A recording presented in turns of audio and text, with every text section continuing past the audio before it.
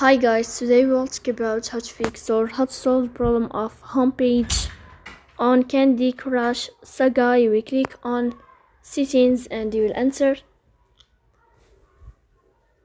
In this page here, we click on apps, default apps, app settings. In this list, you will search about Candy Crush Saga and you will click. Here in this page, you will click on first stop and you will click OK. We click here in this sign, then we click on storage, then we click on clear cache.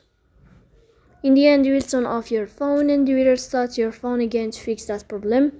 So that's all. Don't forget to support us by like and subscribe. See you next time and thank you for your watching and your attention.